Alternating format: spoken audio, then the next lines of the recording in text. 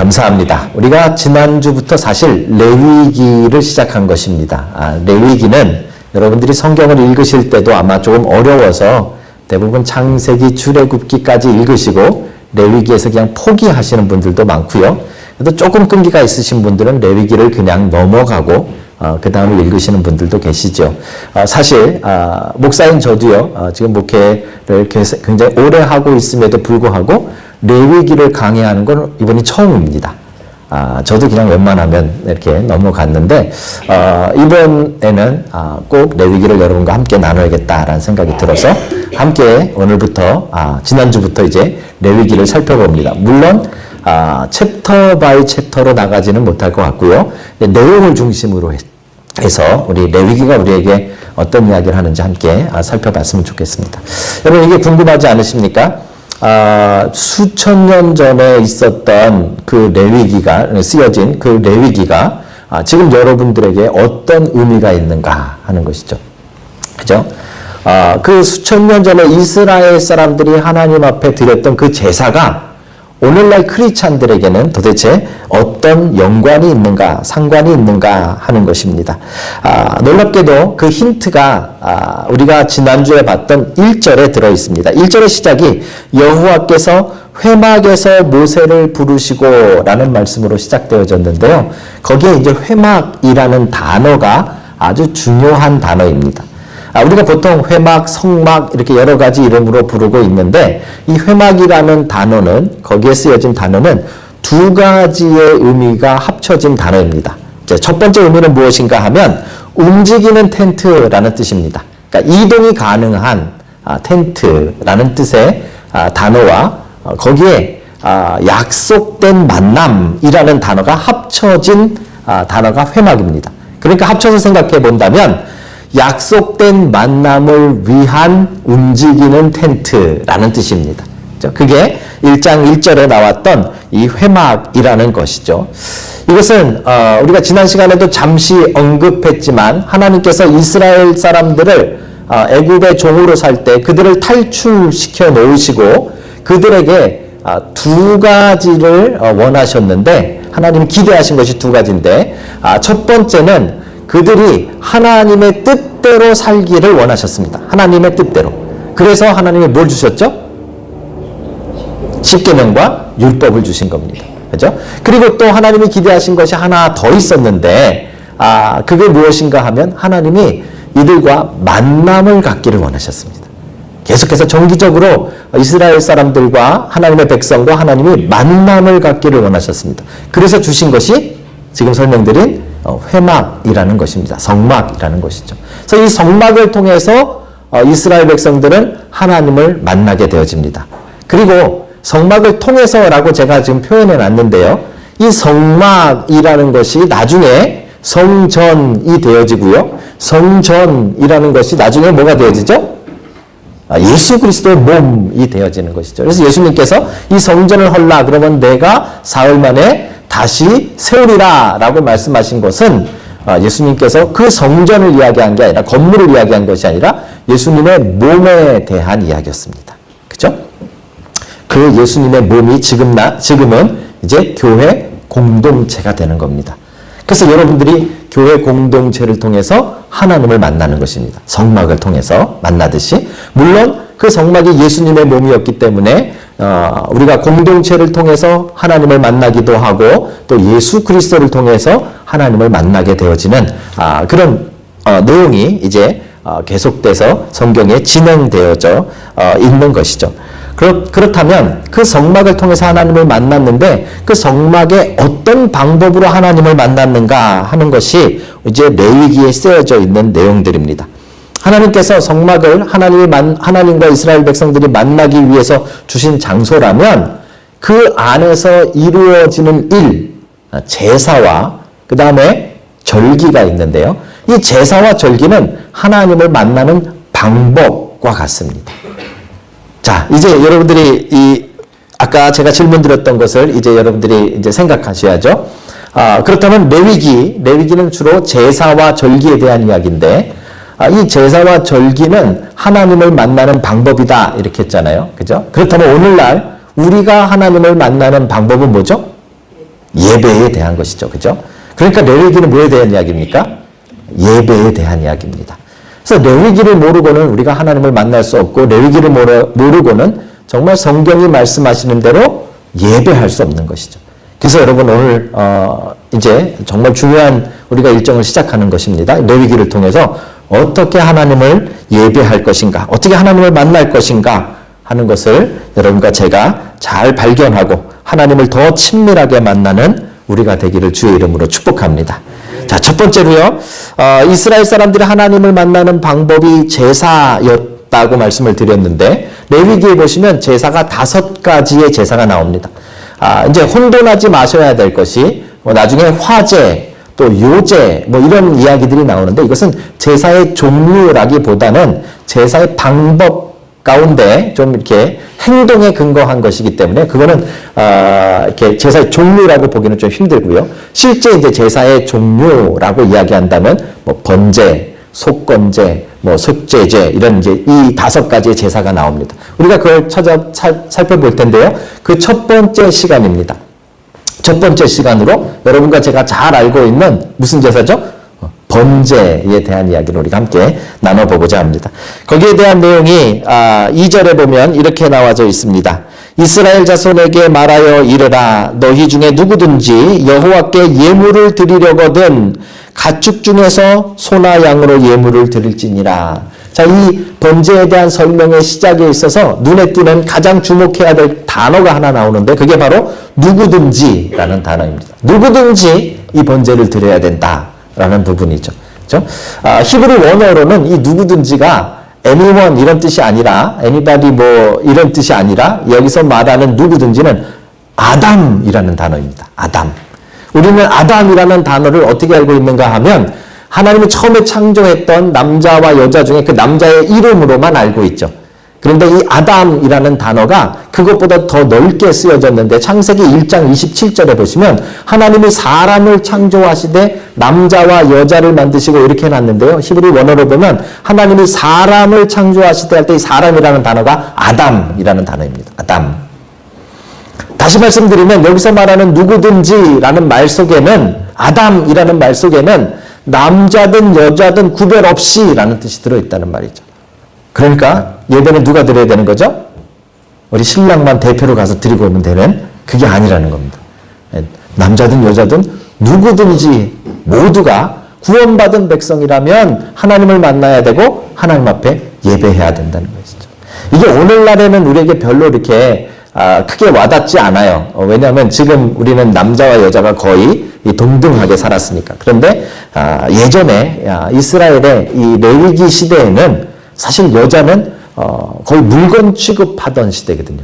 그런데 그 시대에 남자와 여자를 구별 없이 하나님을 만나야 된다라고 번제를 설명하는 것은 굉장한 의미가 있는 것이죠. 누구든지 차별 없이 구별 없이 하나님을 만나야 된다라는 것입니다. 자, 같은 맥락으로 우리가 또 찾아보시면 이제 3절에 이렇게 시작합니다. 그 예물이 소의 번제이면 이렇게 해놨고요. 그다음에 여러분 주보에는 없지만 성경에 보시면 조금 더 쭉 내려가서 아마 10절에 나오는데, 만일 그 예물이 양과 염소이면 이렇게도 설명해놨고요. 그 다음 더 밑에 가서 14절에 가시면 14절에는 뭐라고 나오는가 하면 그 예물이 새의 예물이면 이렇게 표현해놨습니다. 이게 무슨 말인가 하면 이 제사를 지낼 때 가장 중요한 것이 제물입니다. 무엇으로 제사를 하는가 하는 것이죠. 그런데 이 제물이 종류가 소도 되고 양과 염소도 되고 또 비둘기도 된다라고 설명하면서 그 종류에 따라서 어떻게 드리라 하는 구체적인 방법이 더 자세하게 나누어져 설명이 되어져 있다라는 것이죠. 그 말은 이 제사에 있어서 가장 중요한 것은 그 제물이 무엇이냐 하는 것이다 라는 것으로 우리가 생각해 볼 수 있습니다. 제물이 없이는 하나님을 만날 수 없습니다. 이게 되게 중요한데요.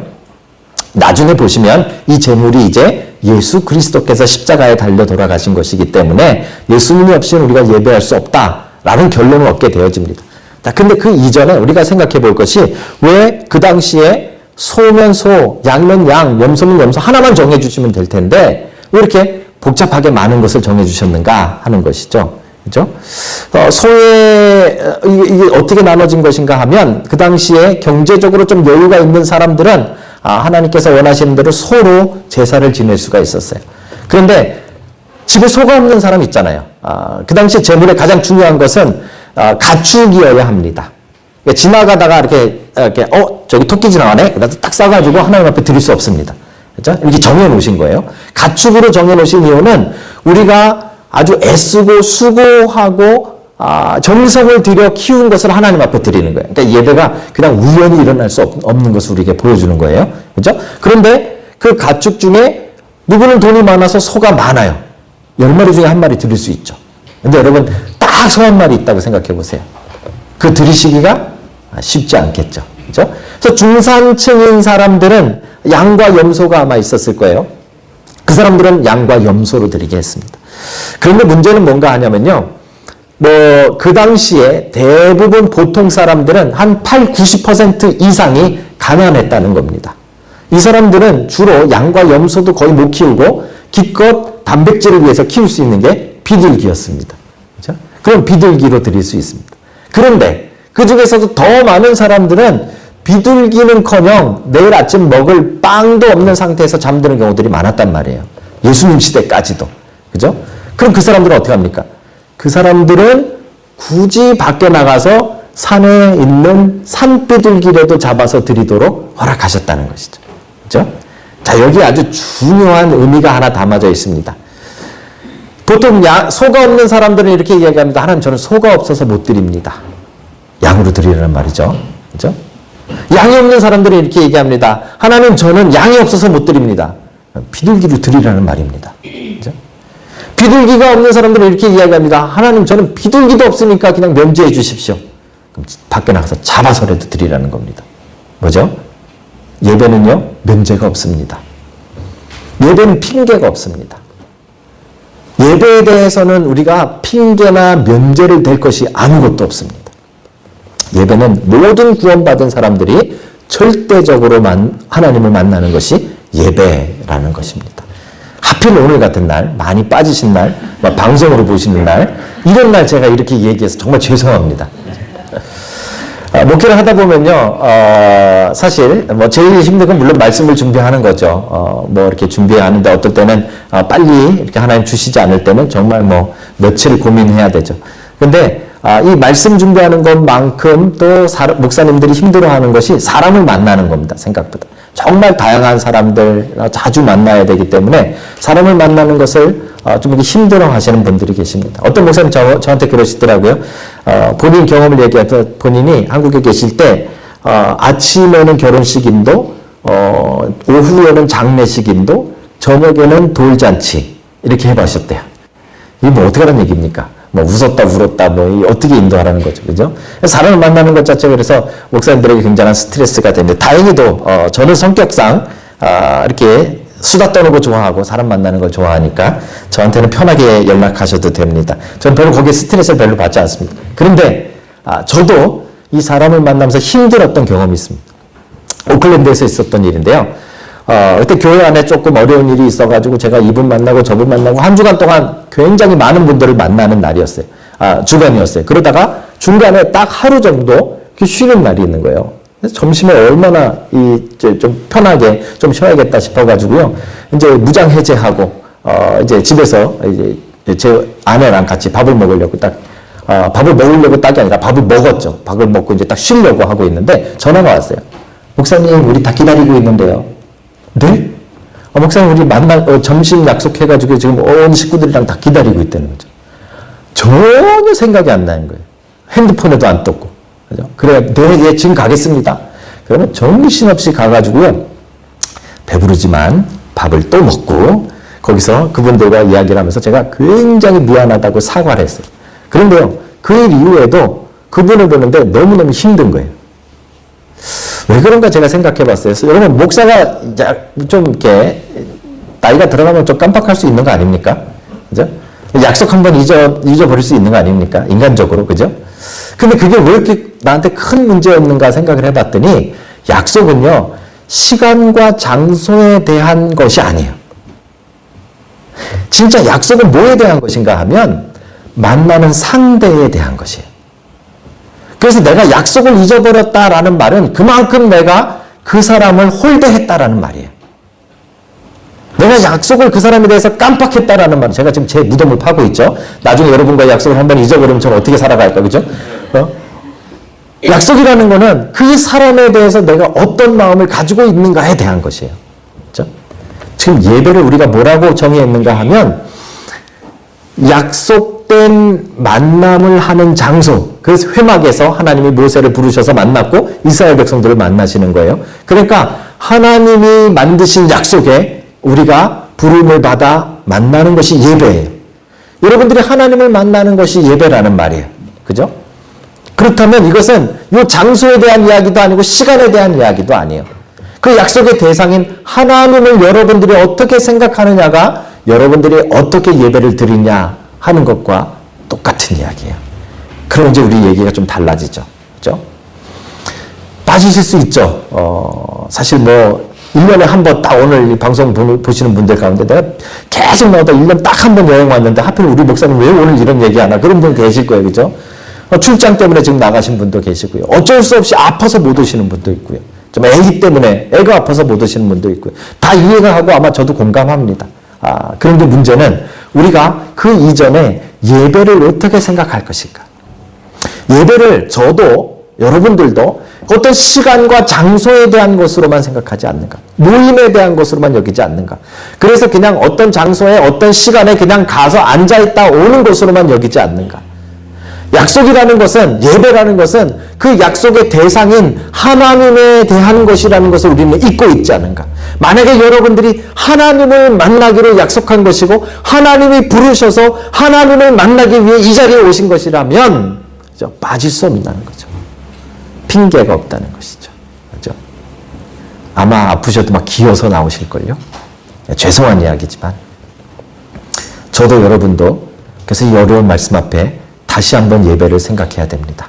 번제는 우리에게 이것을 가르쳐주고 있어요. 하나님께서 양이 없어? 비둘기로 드려. 비둘기 없어? 밖에 나가서 잡아서라도 드려. 이게 하나님이 주신 번제에 대한 말씀이에요. 그렇죠? 우리의 핑계를 무색하게 하는 것입니다. 사랑하는 성도 여러분, 하나님 앞에 어떻게 예배하고 계십니까?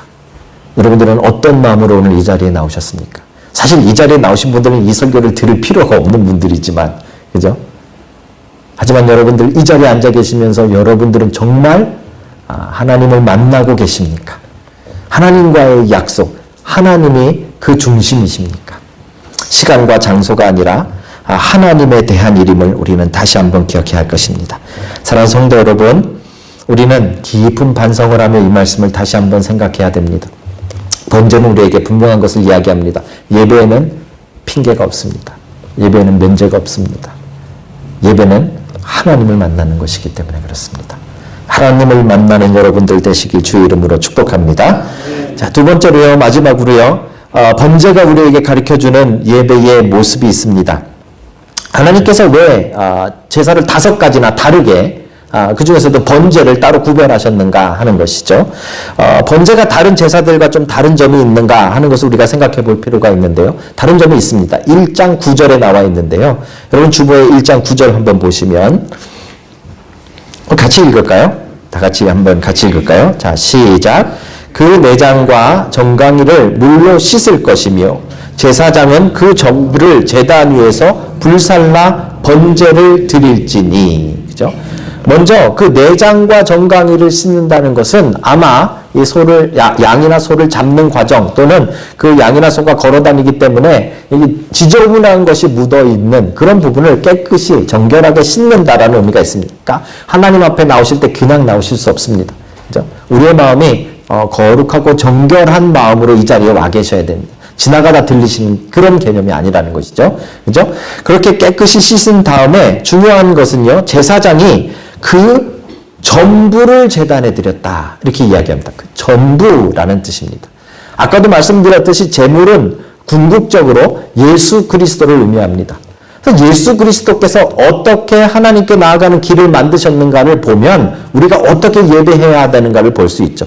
예수님께서 십자가에 달려서 돌아가셨다라는 의미는 예수님이 자신의 전부를 넣어주신 거지. 이 온전한 제사라고 이야기합니다. 예수님께서 모든 것을 다 버리고 내어놓고 포기하고 쏟아놓고 만드신 길이 하나님을 만나는 예배라는 것입니다. 그렇죠? 그렇다면 그 제물로 그 예수 그리스도로 예배하는 여러분과 저는 어떤 마음으로 예배해야 됩니까? 우리도 온전한 제사, 온전한 예배로 드려야 되는 것이죠. 그렇죠? 여러분들이 몸만 이 자리에 와 있으면 안 된다는 말입니다. 여러분들이 여기 앉아서 제 얼굴을 쳐다보고 있으면서도 생각은 딴 데 가 계시면 안 된다는 말입니다. 예배가 아니라는 말입니다. 그렇죠? 여러분들이 다른 것으로 핑계하는 것 자체도 온전한 예배가 될 수 없다는 말입니다. 예배는 희생이고 포기고 내 것을 버리는 것이라는 것이죠. 다른 제사들은 다 남는 게 조금 있었어요. 뭐 가져가서 뭐 먹을 것이 좀 있기도 하고 이 허벅지는 가져다가 뭐 누가 먹고 제사장들이 먹고 뭐 이런 것이 있었는데 번제는 아니에요. 번제는 그 전부를 다 태워서 드리는 것이에요. 내장과 그 모든 것을 다 태워서 드리는 것이에요. 남는 것이 없는 거예요, 우리에게. 그게 예배입니다. 그게 번제입니다. 사랑하는 성도 여러분, 여러분들이 모든 것을 다 온전히 드리는 그런 예배자가 되시길 주의 이름으로 축복합니다. 그 온전히 드린다는 것이 도대체 무엇일까요? 우리 이 신실한 크리스찬들이라면, 뉴질랜드에 사는 이 신실한 크리스찬들이면 4월달이 되면 기분이 굉장히 좋습니다. 그렇죠? 4월달이 되면 왜 좋을까요? 부활절이 있어서? 꼭 그런 건 아니고요. 4월달이 되면 이 텍스 리베이트가 나옵니다. 1년간 우리가 낸 헌금의 33.333333%를 우리가 신청하면 돌려받을 수가 있는 그런 제도가 뉴질랜드에 있죠. 이게 조금 어려운 형편에 있으신 분들한테는 정말 보너스와 같습니다. 계속 마이너스 나다가 4월달 되면 딱 정상 회복하는 그런 아주 특이한 달이 4월달인데요. 제가 아는 어떤 집사님이 그것에 대해서 죄책감을 느낀다고 얘기하시더라고요. 그래서 왜 그러시냐 그랬더니 헌금은 하나님 앞에 온전히 드려야 되는데 그 중에 나중에 33.3%를 내가 다시 가져가니까 뭐가 좀 이게 아닌 것 같다 그러시더라고요. 제가 그래서 조금 잘 설명을 해드렸어요. 33.3%를 교회가 돌려드리는 것이 아니라 헌금 내신 것을 돌려받는 게 아니라 헌금을 냈으니까 세금 낸 것에서 돌려받는 겁니다. 그러니까 나라가 주는 거니까 쉽게 받으십시오. 그랬더니 너무 기쁜 마음으로 자유하며 돌아가시더라고요. 지금 우리가 온전히 드린다라는 것은 여기서에 대한 이야기가 아니에요. 보통 우리가 온전히 드린다, 전부 드린다, 그럼 자꾸 우리가 헌금 생각하시거든요. 거기에 대한 이야기가 아닙니다. 그보다 더 궁극적인 이야기예요. 온전히 드린다, 우리가 하나님 앞에 온전한 예배를 드린다라는 것은요, 여러분의 마음, 생각, 또 여러분들의 삶, 모든 것을 다 하나님 앞에 드리는 것을 말해요. 그죠? 여러분, 그런 예배를 드리라고 지금 번제가 우리에게 기록되어져 있는 것이에요. 근데 우리는 반쪽만 드리잖아요. 하나님 앞에 드릴 때 그렇게 드리는 사람 별로 없어요. 이 자리에 왔지만 생각은 딴 데가 있고 몸만 드리고 있는 경우도 있어요. 반대로 몸은 안 오시고 마음만 드렸다라고 하시는 분들도 계세요. 그렇죠? 온전한 예배는 다 드리셔야 돼요. 전부 다를 드리시는 거예요. 그렇죠? 연결해서 여러분들이 일주일에 딱 한 번 그 온전한 예배를 드리는 그 훈련을 하지 못한다면 우리가 하나님 앞에 온전한 예배인 삶을 다 하나님 앞에 드린다는 건 거짓말인 겁니다. 죄송하지만 우리 저희 집 아이들 말로는 뻥인 겁니다. 뻥. 그렇죠? 하나님 앞에 우리가 온전히 우리의 삶을 드리겠다라고 헌신하시려면 그 훈련이 어디에서 이루어져야 되는가 하면 여러분들의 주일마다 하나님과 약속된, 여러분들이 약속한 게 아니에요. 하나님이 약속하셔서 여러분을 부르신 거잖아요. 그렇죠? 그 하나님 앞에 약속된 그 만남, 그 드림, 그 예배, 그 번제를 여러분들이 훈련하지 않는다면 여러분 인생을 하나님 앞에 드리는 것은 불가능하다는 것입니다. 그래서 어쩌면 우리는 매주마다 하나님 앞에 예배를 드리는 것이고요. 그것은 단순히 시간과 장소에 대한 것이 아니라 여러분의 삶을 드리는 훈련이고 믿음의 연습이 되는 것입니다. 사랑하는 성도 여러분, 하나님 앞에 여러분의 온 삶을 다 드리시는 여러분들이 되시길 주의 이름으로 축복합니다. 레위기 1장을 다시 한번 생각해 보십시다. 어떤 목사님이 이 부분을 굉장히 강조한 적이 있습니다. 1장을 다시 한번 보시면 어떤 사람이 하나님과 약속된 어떤 사람이 자기가 정성껏 키우던 가축을 소든지 양이든 비둘기든 염소든지 간에 자기 형편에 맞게 핑계대지 아니하고 그것을 하나님 앞에 가져옵니다. 가져와서 성경에 보시면 자기의 손을 그 양이나 염소나 그 재물 위에 얹고 안수합니다. 이거 어떤 의미가 있는가 하면 지금 나의 죄를 다 이 재물에 전가하는 그런 의미가 있습니다.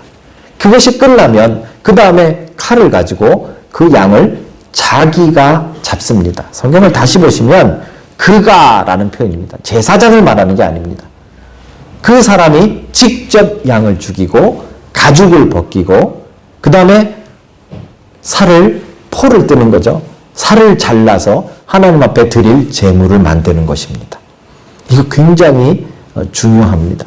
자기가 그 일을 다 해야 되는 겁니다. 그리고 마지막에 제단 위에 올려놓는 것만 제사장이 그 일을 맡아서 하게 되어지는 것이죠. 이게 그 당시에 번제를 드리는 모습입니다. 그죠? 여러분 주목해서 보십시오. 그냥 지나가다가 제일 싸게 파는 양 한 마리 사가지고 제사장에게 던져주면서 이거 이번 달 내 죄를 위해서 좀 대충 하나님 앞에 태워주십시오 라고 말하는 것과 다르다는 말입니다. 그죠? 우리는 예배를 드릴 때 보통 지금 말씀드린 첫 번째의 모습으로 예배를 드리지 않습니다. 대부분 여러분과 저를 포함해서 목사인 저조차도 하나님 앞에 예배할 때 우리는 조금 전에 설명드린 2번처럼 예배한다는 말입니다. 마치 남이 드리는 예배 구경 온 것처럼. 그래서 우리는 예배 보러 간다라고 이야기하잖아요. 지나가다가 그냥 양 한 마리 우연히 한 마리 끄집어다가 제사장한테 던져놓고 목사한테 그냥 주고 이거 위해서 좀 기도하시오. 기도해 주시오. 라고 던져놓고 가는 그런 예배를 드리고 있지는 않습니까? 사랑하는 성도 여러분, 예배는 그렇게 드려지지 않습니다. 그렇죠? 자기 손에 피를 묻히고 마치 내 몸을 잘라내듯이 그 제물의 몸을 잘라서 하나님 앞에 드려지는 것이 예배입니다. 여러분들은 오늘 어떤 예배를 드리고 있습니까? 오늘 처음 방문하신 분들 좀 죄송합니다. 이렇게 여행 오셨거나 타지에 잠깐 와가지고 주일날 예배를 드려야지. 이거 너무 감사한 일이죠. 그래서 왔는데 하필이면 목사가 이런 얘기를 하고 있을까요? 그죠? 여러분과 제가 다 모든 크리스찬들이 다시 한번 생각해 봐야 되는 것이 바로 예배의 의미입니다. 예배는 우리가 마음대로 드릴 수 있는 것이 아니라 하나님이 정하신 방법에 따라서 하나님의 부르심에 따라 드리는 것이 예배다라는 이야기를 지난 시간 했고요. 그 부르심에 응답하는 예배를 여러분과 제가 드리려면 핑계가 없어야 됩니다. 하나님 앞에 핑계가 없어야 됩니다. 그죠? 그리고 온전히 드려야 됩니다. 하나님 앞에 드리는데 반쪽만 드리지 마십시오. 여러분 몸만 와 있지 마십시오. 치열하게 싸우십시오. 여러분들의 마음이 이 자리에 앉은 순간부터 끝나는 순간까지 계속해서 하나님의 얼굴을 보기 위해 치열하게 싸우십시오. 그게 예배입니다. 희생하십시오. 여러분의 시간을, 또 여러분의 염려를, 여러분의 걱정을, 여러분의 근심을, 여러분의 문제를 이 자리까지 싸들고 와가지고 한쪽에 가득 안고서 하나님의 얼굴을 보려고 하지 마십시오. 만약에 여기 앉아 계셔서 하나님의 부르심에 응답하신다면 다 내려놓으십시오. 집에 가스불을 켜놓으셨든 뭘 하셨든 다 내려놓으시고 오직 하나님만 바라보시는 온전한 예배를 드리시는 여러분과 제가 되기를 주의 이름으로 축복합니다. 번제로 우리는 오늘 큰 도전을 받았습니다. 예배를 회복하는 그리스도의 편지교회 또 방문하신 모든 분들이 되시길 다시 한번 주의 이름으로 축복합니다.